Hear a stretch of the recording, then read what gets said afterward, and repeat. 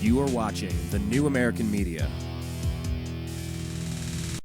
We're talking with NBA scout Zak Baris. Zak, I want to kind of break this into three parts. That was kind of a general overview. I want to kind of explore the trade, and I want to understand, because you brought this up to us about how there's a lot of, not retroactive trades, but trades that are, I don't know how you phrase it, trades after the fact, after the pick is taken, unlike a lot of the other sports. You see it more in the NBA. Can you explain the Cavs trade in detail, what they did, who they sent, kind of how it equates with getting Tyler Zeller?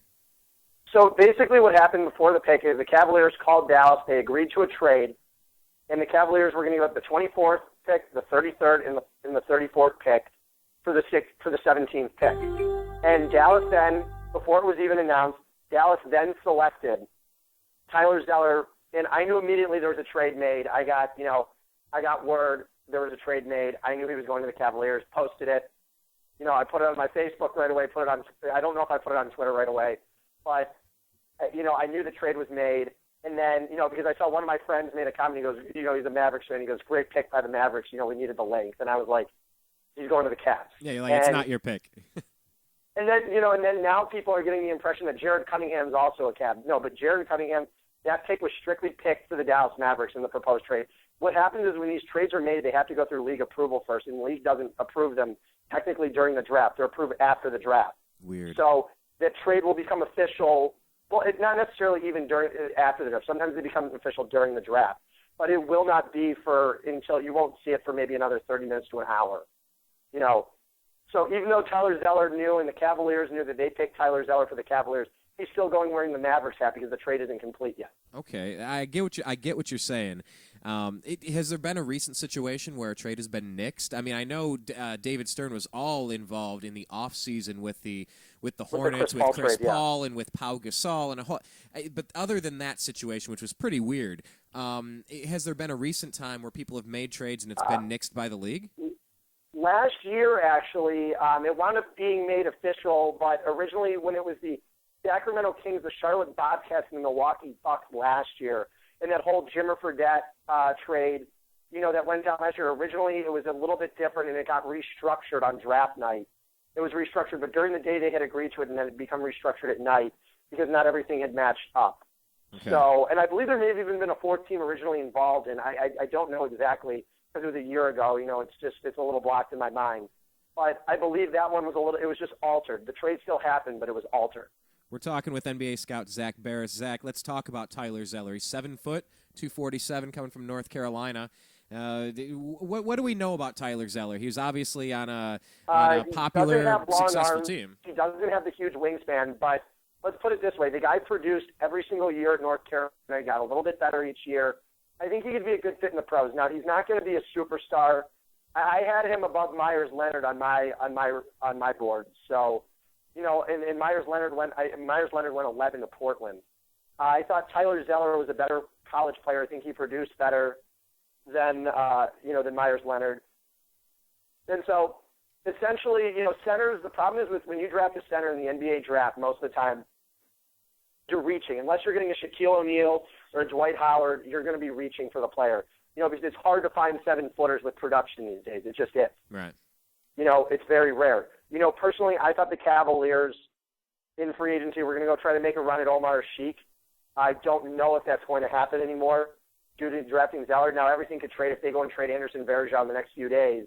They could still make a big run at Omar Sheik and put, Tyler Zeller on the bench. I think Sheik would be a great fit for the Cavs. He's fantastic defensively, but the Chicago Bulls definitely want to keep him. He is one of the most underrated centers in the league, and I think it makes a lot of other players expendable. So it just depends what the Cavaliers are trying to do. It's hard to get in the mind of Chris Grant. I don't work for the Cavaliers, and it's hard to say what he's actually going to do. So it's really I've tried to guess Chris Grant on multiple occasions on what he's going to do. And I haven't been able to get a true read on it. And you were pretty happy with how things turned out last year. I mean, obviously Kyrie was the Rookie of the Year, so he did good last year at least, right? Oh, I think he did a great job drafting Kyrie Irving, but he would have been foolish to take Derek Williams and Kemba Walker. That would have been, in my opinion, it doesn't matter. Kemba Walker wouldn't, or Brandon Knight necessarily. You don't know. They may not have been sitting there at number 4, so you didn't know. So you have to always take the best player available, and then you have to determine from there. But if it doesn't matter who's sitting there. If you go, well, we can get this guy. He's not as good as the best player available at the second pick, but he's gonna, but I don't know who we'd take at the fourth pick then, because there's two good point guards in there. So it's hard to tell, but I think the Cavaliers made up well last year. I mean, personally, if it were me I would have picked Jonas Valanciunas, had him sit out for a year, and then come in. I think that's what the Cavaliers should have done. I think Tristan Thompson was a good player, but Valanciunas would have gone number 2 overall in this draft. He's that good. They showed his Euro numbers from earlier. He shot over 68% from the field this year. I mean, he is an excellent player, and I think Toronto got a steal in him last year at number 5. Well, let me talk about this. Do you think Cleveland gave up the appropriate And by the way, the Miami Heat just got a huge steal at 27. I don't want to hear that. Why are you telling me that's such bad news? I hate to say it, but they just got a huge steal at 27, Arnett Moultrie. A huge steal. All right. Wait, you beat the tone here. Okay, I don't even want to talk about that team and that player. I just can't. I don't have the stomach for it. Today's my hopeful day, Zach. I don't even want to hear about that team and that player. But darn it, who is Arnett Moultrie? Fine, who is he? He's a power forward for Mississippi State, 6'11". I thought as of a couple of days ago he could be even going in the top 12. He had great workouts. I mean, he's looked real good. I mean, he was real solid this year. I think Miami, I hate to say it, because I know you hate the Heat. Grumble. But Miami just got a big-time steal there. Okay, don't want to hear that. Let's move on. Let me ask about Cleveland here. Cleveland, got to move past it. I just don't have the stomach for it. When they moved from 24 to get to 17, you said they gave away all of their 3 additional picks. They swapped the 24 and then the 2 in the second round. Was that a good deal? Did the Cavs give away too much to move 7 spots? The Cavaliers said they didn't want to go into the end of the season with 4 rookies on their team. They didn't want to do that, and I don't even know if they wanted to go in with 3, to tell you the truth. What they were going to do is they were going to go draft 3, and then they were going to go draft a European player and stash him away, for 2, maybe a year or 2, or even 3 years. That happens a lot. So, they made that move, and usually when you're picking in the second round, the odds of you getting even a good rotation player in the second round are pretty slim. You're not going to get it. Usually, very rarely do you find you're getting a starter in the second round of the NBA draft. It's just very rare. It's not the NFL. And the second round, basketball's a lot easier to judge talent, I feel, than it is football. I really do. Football, there's guys from small schools. There's so many teams in football and so many rounds of the draft. It's easier to find, you can find a diamond in the rough. Basketball, rarely do you ever see a superstar coming from the second round of the draft. So if the Cavaliers were there and Doran Lamb was sitting on the board from Kentucky, that may have been a nice fit. Or, I'm trying to think who else is still there. But literally looking at it, I think the Cavaliers made a good move in trading up to get Tyler Zeller. I think it was a good move. But it would have been nice to see the Cavaliers go with Thomas Robinson, essentially, because he was the best player available on the board at that time. But obviously the Cavaliers are looking strictly at analytics here. They feel that waiters can help run the floor and get to the hoop, and if that's what they feel like, then they made the right move. And as long, we might not necessarily agree with it right now, but wait till we see it down the line. It has me a little worried that he could be the next Dwan Wagner because he's not a great shooter. Disagana Jop. How about some? Tyler Zeller will not be a Sagana Jop. I said Myers Leonard was my Chris Mim pick of the draft.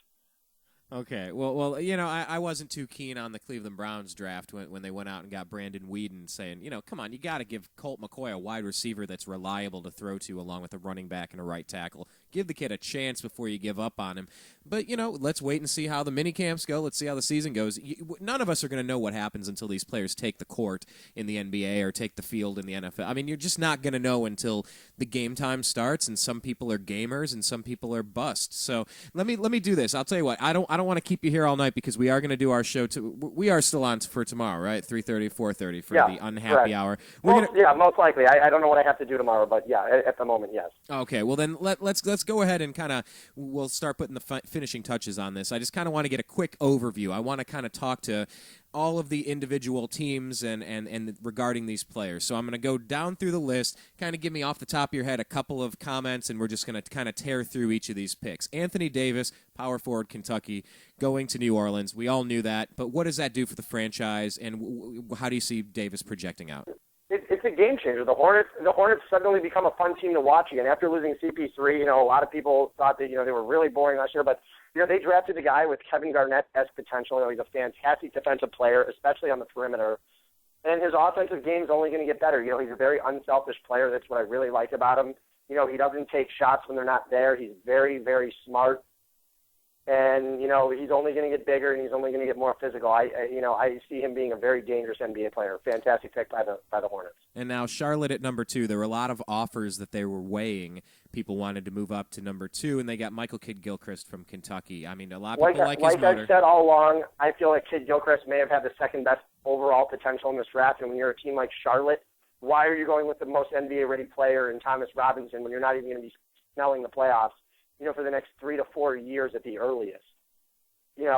So I think that was another good pick by the Charlotte Bobcats. I was very surprised they didn't wind up going and picking Harrison Barnes or Thomas Robinson, but I feel Charlotte wound up making a very good pick with that.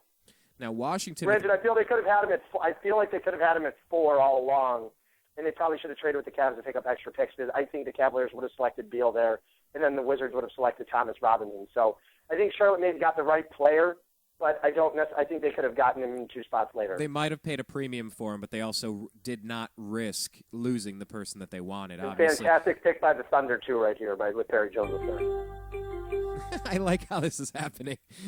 By the way, we are not affiliated with ESPN, nor do we endorse or endorsed by ESPN. It's another fantastic pick by them, because they got a guy, who didn't necessarily, he has all the talent in the world. Last year, had he come out, would have been a top 10 pick.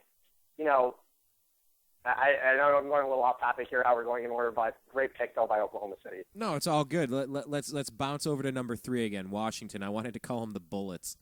The Wizards. Okay, so they got Bradley Beal. I heard that the Cavs were very interested trying to go to number 2 and pick up Beal. Yes. What do you think about Beal coming out of Florida?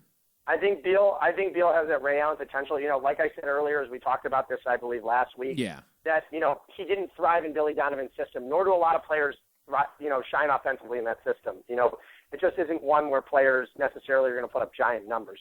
Al Horford didn't in college. He was a good player. But, you don't see any of these guys putting up, or even David Lee, for instance. None of these guys are putting up huge numbers in college in Billy Donovan's system.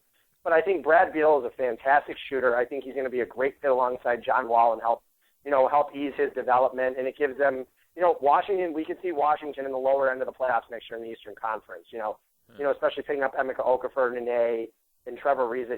They're going to be competing for a playoff spot next year. That's a different a lower one, obviously not a higher one. They're not a danger to win the East. But, they're not a threat to win the East. But I think it was a fantastic pick, though, by Washington. I think it really, really hurt the Cavs, with Charlotte picking Kidd-Gilchrist and with Beal going number 3. I don't think the Cavs expected it. I think the Cavs were fully expected to take, Kidd-Gilchrist at number 4.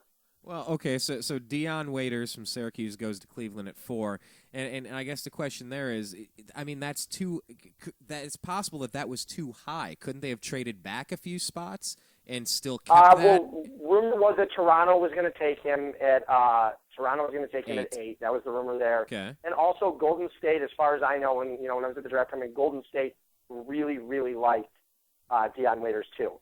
So he would not have been there past 7. I can guarantee you that.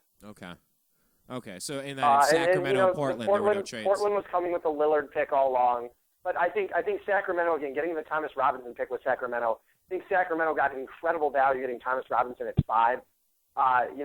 They needed a guy who was mature, NBA ready, and I think Thomas Robinson is a perfect fit for that team. He's not a selfish player, and he could be a force next to DeMarcus Cousins in the front court in Sacramento. Yeah, Chad Ford was calling it a dream scenario for the Kings. It really, really is. I think Sacramento got very lucky, and I think it could be a really good pairing in the front court for Sacramento for a long, long time. How does Damian Lillard fit in over in Portland coming out of Weber State? Portland needs a point guard. Damian Lillard can score the ball. I think it's another good fit there. And, Portland's owner, Paul Allen, he's also always been infatuated with point guards, with scoring point guards. So they got their guy, and I trust Neil Olshey over in Portland. I think he made the right move over there. He knows how to judge talent. I think Damian Lillard is a good fit.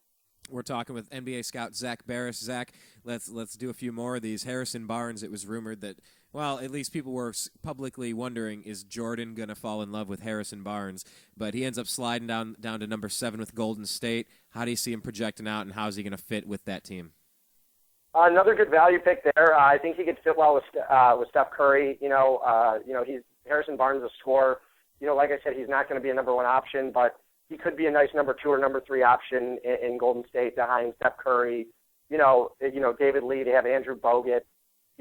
It could be very interesting there. I think it was a good move for Golden State, and he was the best player available on the board. I think they made the right move, too. Hey, I got a question for you. We'll just do this on the air.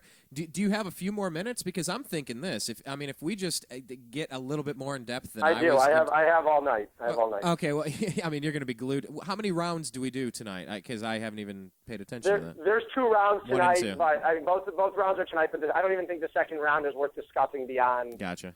Beyond the first few minutes.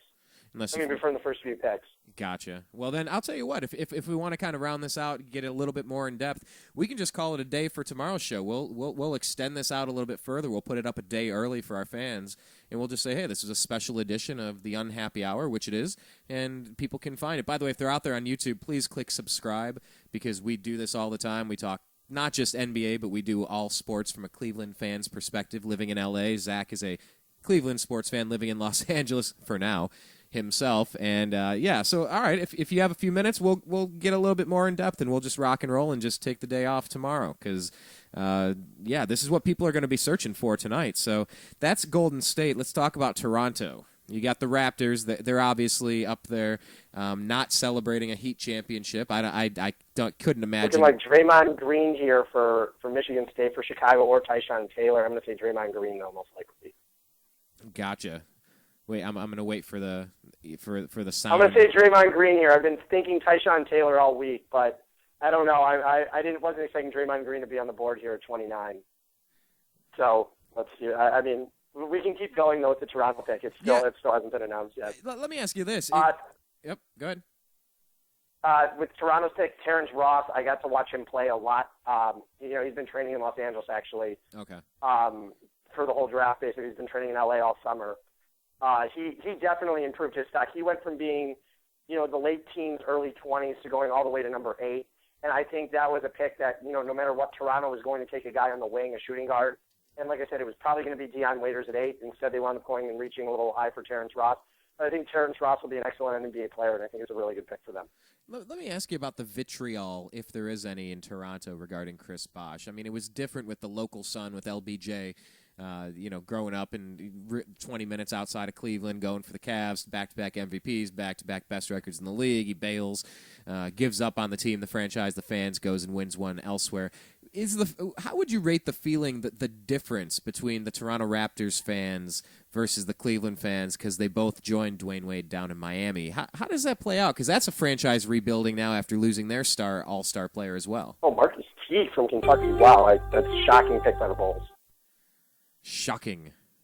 I like it. I was expecting Tyshawn Taylor or Draymond Green. I was not expecting Marcus Teague either. That's why you're not a gambler. I like the pick though. I like the pick though. I like the pick a lot by Teague is a little turnover prone at this point in his career, but I really like the pick by the Bulls. Gotcha. All right. Bringing it back. Getting back to what you were saying before though is I think the Toronto fans, don't forget, though, Toronto wasn't a 65-win team. That is true. When they lost Chris Bosh. They were a borderline 8th seed in the playoffs. They missed the playoffs in Chris Bosh's final season.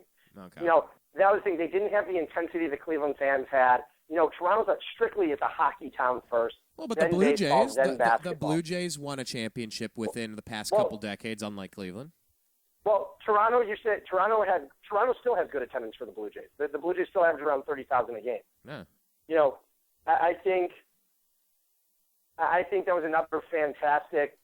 I think the Blue Jays. That's why I'm saying basketball. It's the third sport there. Hockey's obviously always going to be number 1 there.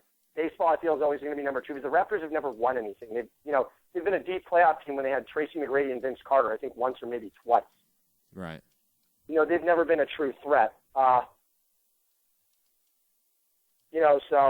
So it's a lot less intense. It's just kind of like, well, we had a good player. We hit the low playoffs a couple of times.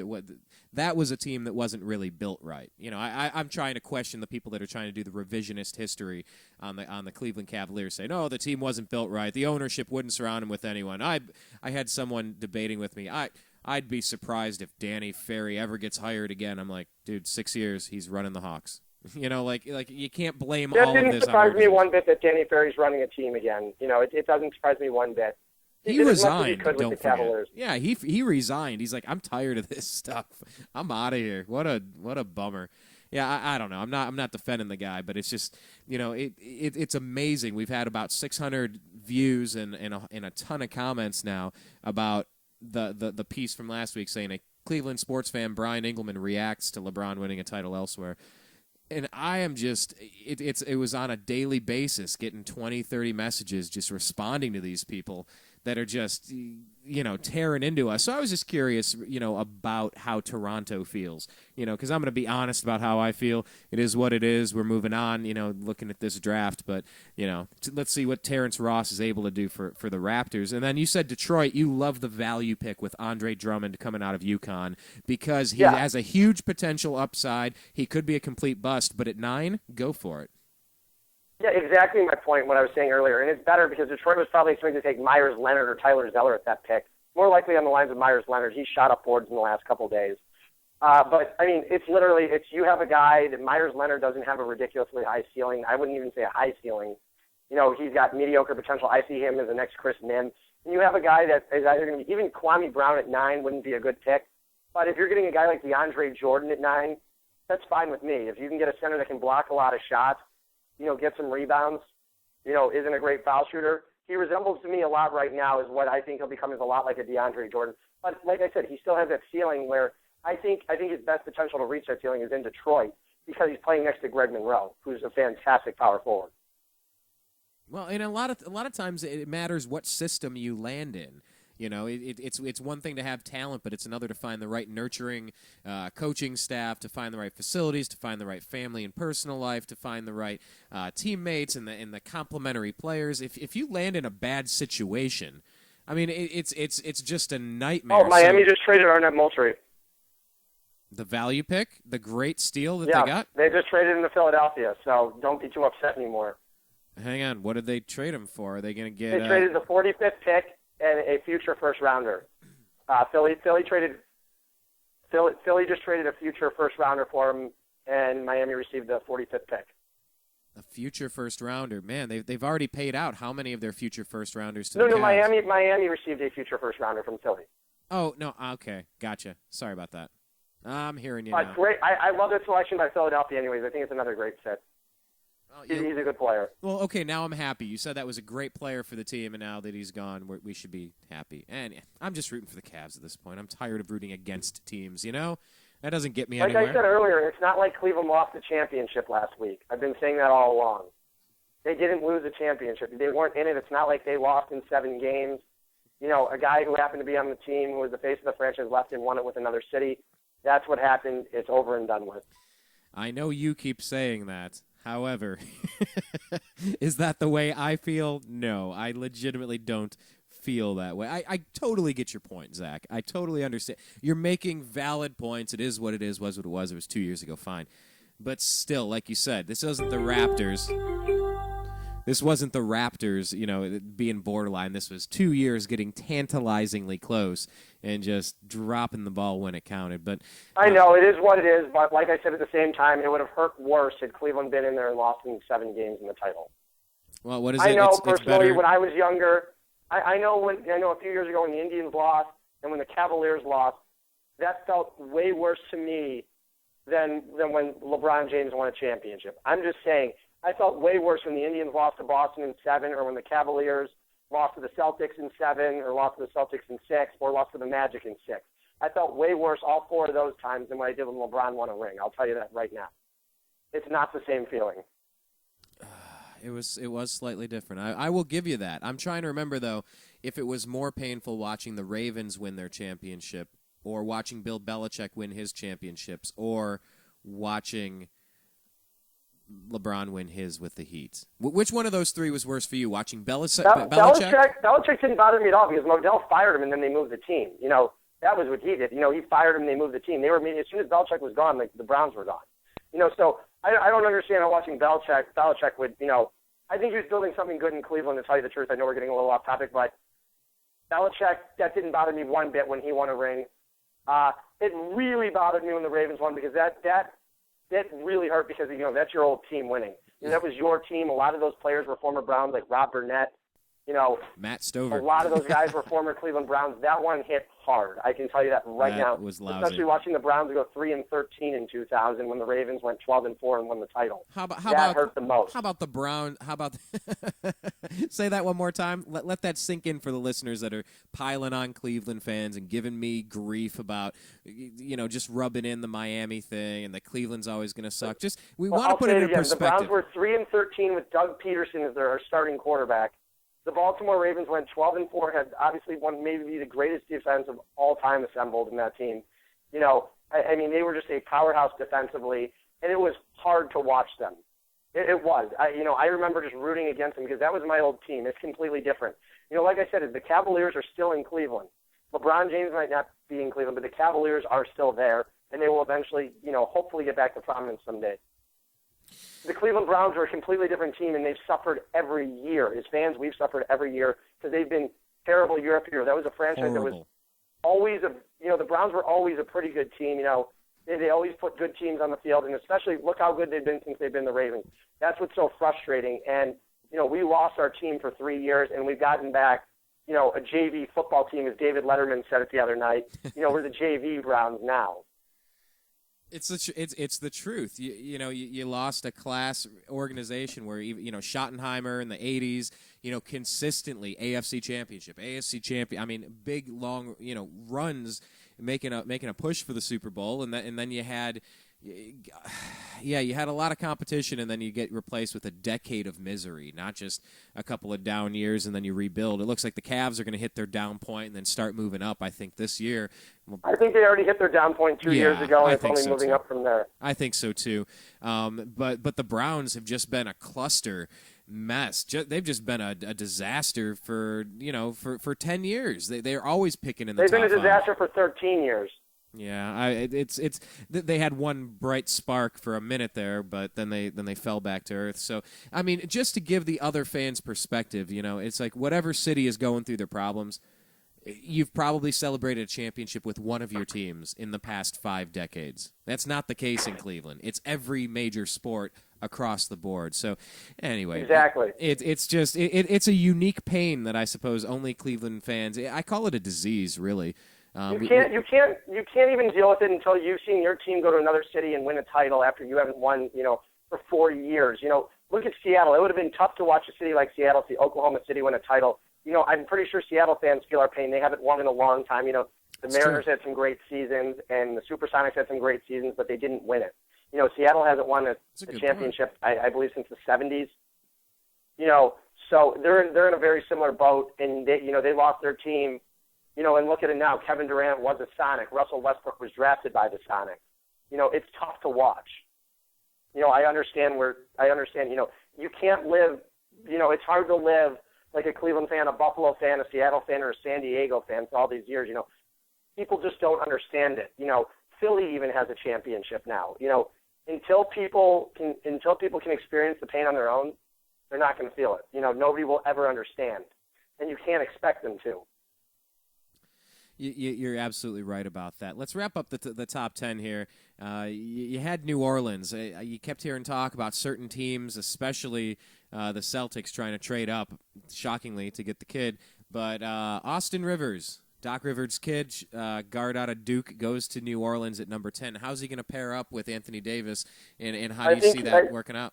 I think he should be another good fit there. Austin Rivers likes to play with the ball in his hands. He's one of those guys who could either be a total boom or bust or just be an average player. He does have its sky-high ceiling potential. I don't think he'll ever reach it. He seems a little selfish to me. But he is a good player, and I think New Orleans got a very good value pick there at 10. I think Rivers is a good player. I really do, and I think he'll be a nice fit in New Orleans. And like I said earlier, they're going to be fun to watch next year. Especially, hopefully, Eric Gordon will be healthy, and that team could be really fun to watch. Well, I'll tell you what. Let's take a pause there. We're going to do a station identification break. I want to remind everybody you are listening to Zak Baris. You can find Zak on Twitter at ZBARIS. That's Z Baris. And Zak is a regular contributor over here. He's an NBA scout, lifelong Cleveland sports fan. My name is Brian Engelman, who is not endorsed by ESPN, nor do I endorse ESPN. It's just in the background, and it keeps playing. Anyhow, this is a special edition of The Unhappy Hour on the newamericanmedia.com, and if you are listening on YouTube, we ask that you please click that little subscribe button and tell some of your friends. We talk about sports once a week, every Friday, live on the newamericanmedia.com. You just click that TNAM radio button, and you listen live and join us, and then we post it on YouTube, and you get a chance to comment below, as a lot of people have been rubbing in the Heat win. Thanks a lot, guys. Keep it classy, Miami. I've been taking a lot of abuse for that, but I'm standing by my guns. I'm sticking to what my heart's telling me. It's been a rough week, and it's been a rough career rooting for the Indians, Cavs, and Browns. So I appreciate you joining us, and I'm hoping that you can go ahead and like us on Facebook and find us on Twitter. We're at American_media_. So like I said, this is the brief station identification break on the TNAM radio network. You were listening to The Unhappy Hour sports radio show on the newamericanmedia.com. You are watching The New American Media.